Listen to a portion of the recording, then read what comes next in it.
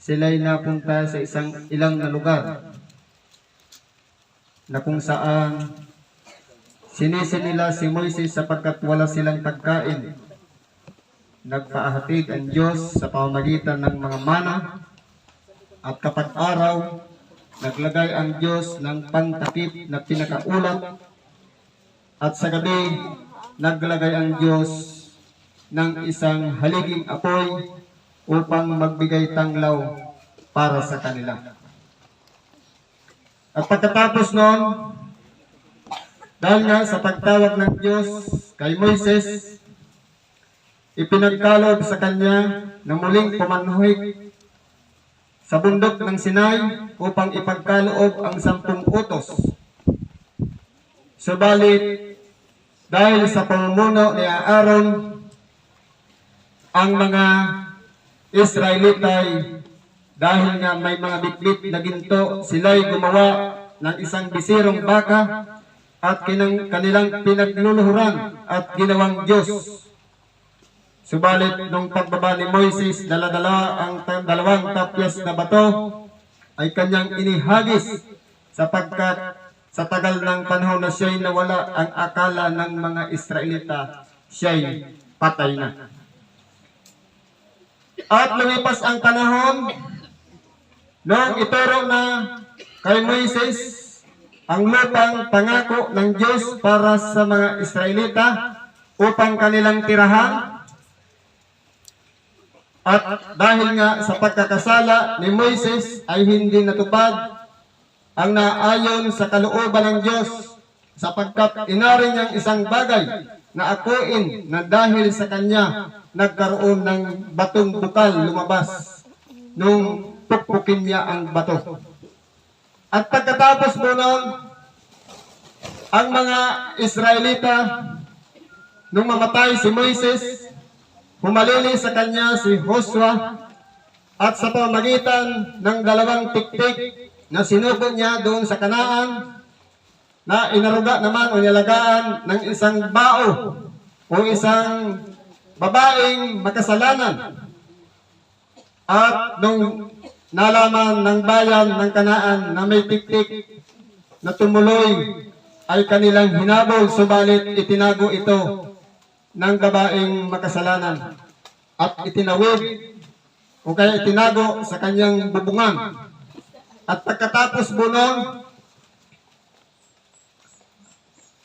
sa pamamagitan ng kapangyarihan ng Diyos at ng kaba ng tipan, 7 araw na umikot ang mga saserdote kasama ang mga buong Israelita sa bundok ng sa lugar ng Kanaan, lungsod ng Kanaan, at ito'y nagiba sa pamamagitan ng kapangyarihan ng Diyos.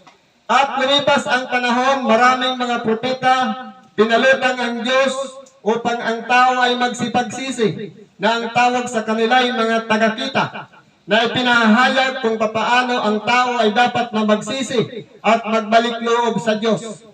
Hanggang sa panahon ng isang propeta na ni Samuel, naghahanap ang mga Israelita ng isang hari at ipinagkalob sa kanya si Saul upang maging hari. Subalit hindi naging matuwid sa paningin ng Diyos ang paghahari ni Saul, kung kaya po pinahiran si David na isang bata na hinanap doon sa lahi ni Isay, na kung saan siya ay pangalawa sa bunso. Hinirang siya upang maging hari, upang mamuno sa lugar ng Israel. At kapag si Saul ay inaalihan ng masamang espiritu, siya ay tinutugtugan ni David at nawawala ang masamang espiritu at bumabalik na muli ang kamalayan ni Saul. At pagkatapos po noon, lumipas muli ang maraming panahon, nagpalabas na ng mga malalaking propeta ang Panginoong Diyos, at ganoon din ang mga maliliit na propeta. Subalit, pagdating ng huling propetang sinugo ng Diyos, walang iba si Juan Bautista, na nagsisigaw sa ilang na sinasabi, "Magsisi kayo ng inyong mga kasalanan, sapagkat ang paghahari ng Diyos ay malapit na." Kaya nangyari po, dahil po sa mga tao ay nakinig sa pananalita ni Juan Bautista, sila po ay nagsipagsisi. Pero yung kung sino pa yung mga may hawak ng mga kasulatan, ng mga kautusan ni Moises, kanila pong pinipigilan si Juan na hindi magpahayag ng pagsisisi. Ang sigaw na Juan, sino ang naglagay sa inyo upang magsipagsisi? Ang palayok ay nakaumang na sa ugat na puputulin.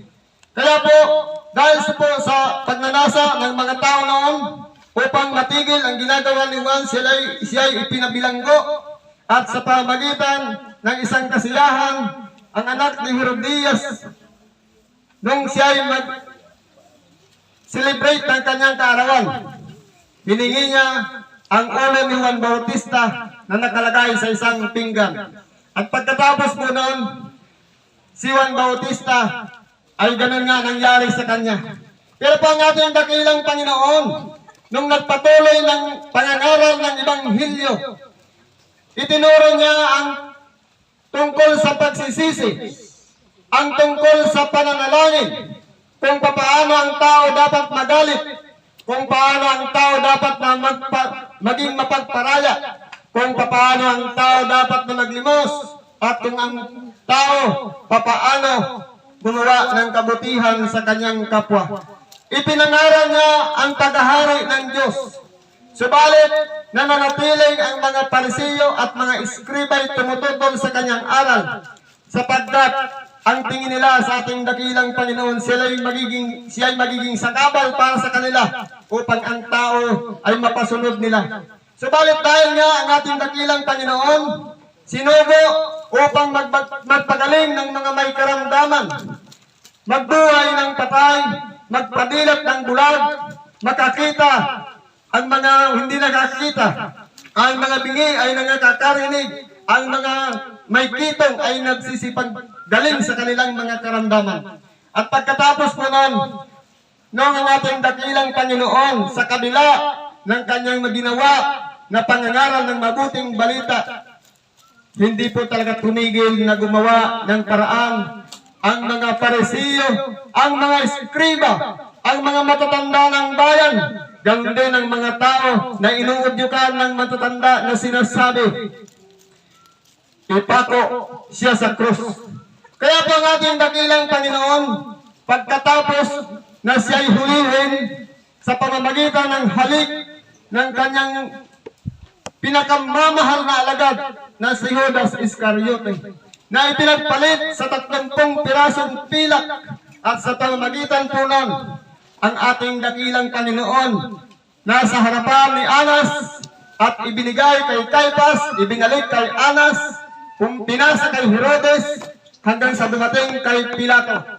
At pagkatapos po nun, si Pilato naglinis ng kanyang kamay sapagkat sinabi niya, hindi maaari ang dugo ng taong ito, siya ang magbabayad.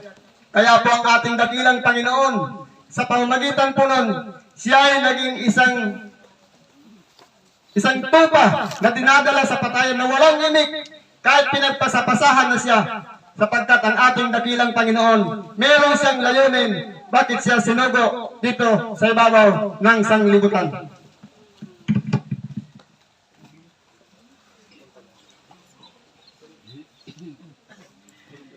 I believe for every